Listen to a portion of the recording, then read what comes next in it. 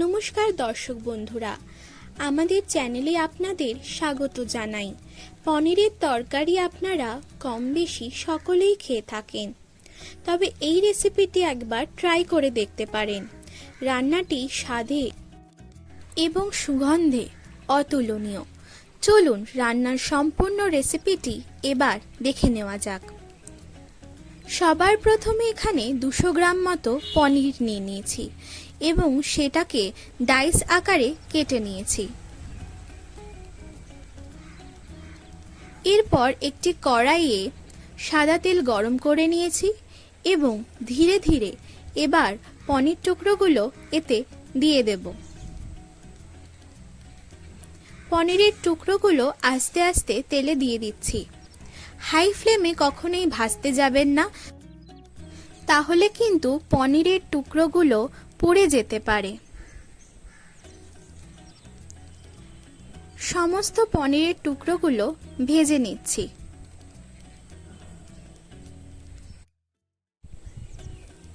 পনিরটা বেশ এখন ভাজা ভাজা হয়ে এসছে।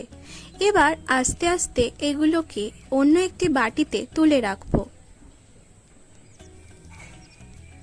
অন্য একটি বাটিতে ভাজা পনিরগুলো তুলে রাখলাম।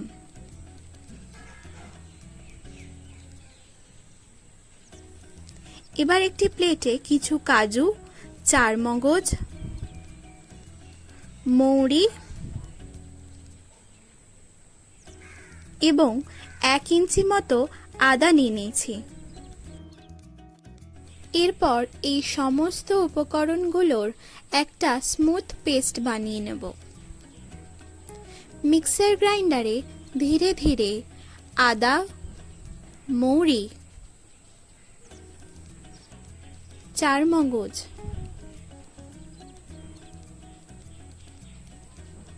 এবং কাজু দিয়ে দিলাম।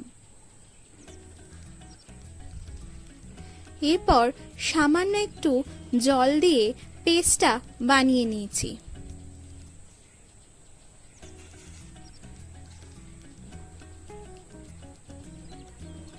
এরপর অপর একটি পাত্রে একটা শুকনো লঙ্কা, 1 চামচ মতো হিং, তেজপাতা এবং 2 চামচ মতো কসুরি মেথি নিয়েছি। এরপর ওই পনির ভাজার তেলেই তেজপাতা, শুকনো লঙ্কা, হিং এবং কসুরি মেথি একে একে ফোড়ন দিয়ে নিলাম।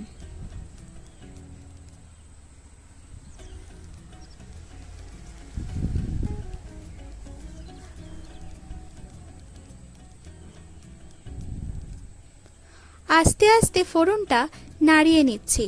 খেয়াল রাখবেন ফোড়ন যেন কোনোভাবেই পুড়ে না যায়। এরপর ফোড়ন থেকে সুগন্ধ বেরোলে ওই বেটে রাখা মশলাটা একে একে দিয়ে দিচ্ছি।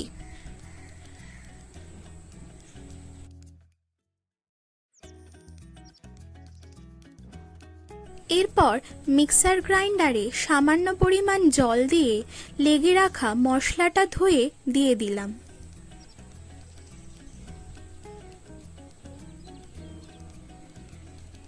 আস্তে আস্তে ভালোভাবে মিশিয়ে নিলাম।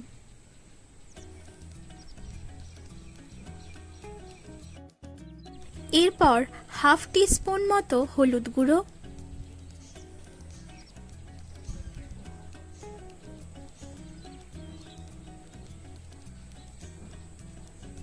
হাফ টিস্পুন মতো শুকনো লঙ্কার গুঁড়ো, হাফ টিস্পুন জিরে গুঁড়ো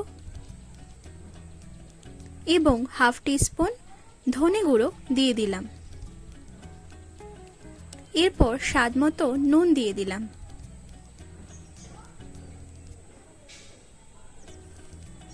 এরপর মশলাটা ভালোভাবে মিশিয়ে নেব।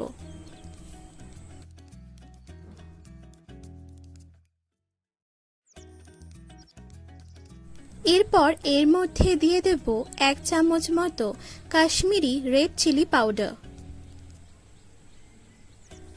এতে কিন্তু কালারটা খুব সুন্দর আসে। এরপর সামান্য পরিমাণে চিনি দিয়ে দেব। আপনারা যদি না চান তাহলে অ্যাভয়েড করতে পারেন।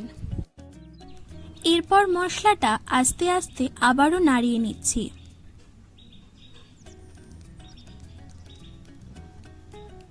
এরপর এর মধ্যে গরম মশলার গুঁড়ো দিয়ে দিচ্ছি।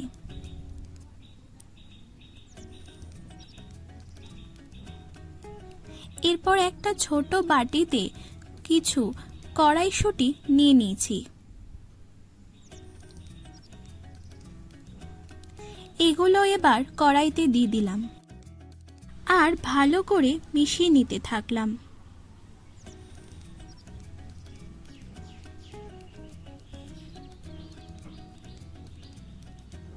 এরপর ওই ভেজে রাখা পনিরগুলো আস্তে আস্তে দিয়ে দিচ্ছি।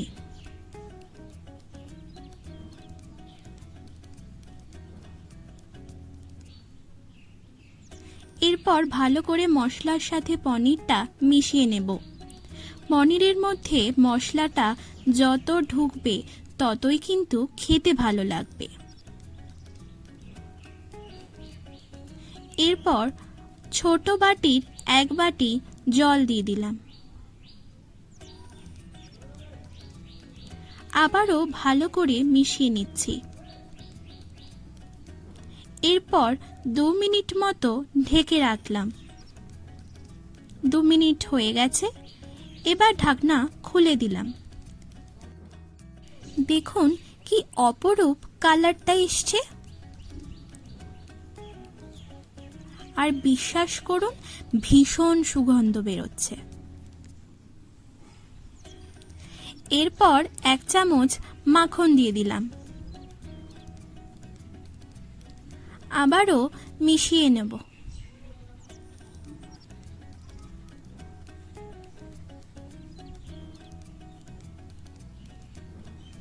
এরপর 5 মিনিট মতো চাপা দিয়ে গ্যাসটা অফ করে দিচ্ছি। 5 মিনিট হয়ে গেছে, এবার ঢাকনা খুলে দেখুন আমাদের রেসিপিটা একদম রেডি। ভীষণ সুন্দর গন্ধ এবং কালার এসছে। এবার একে একে এই তরকারিটা ঢেলে নেব। আপনারা এই রেসিপিটা নান, রুটি কিংবা পরোটার সাথে খেতে পারেন, ভীষণ ভালো লাগবে। আমাদের রান্নাটি এবার সম্পূর্ণ রেডি।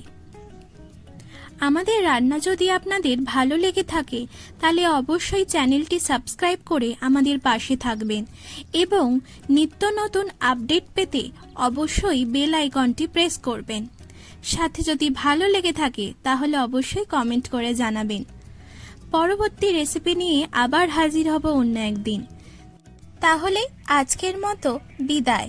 আবার দেখা হবে পরের অন্য একটি রেসিপি নিয়ে। ধন্যবাদ।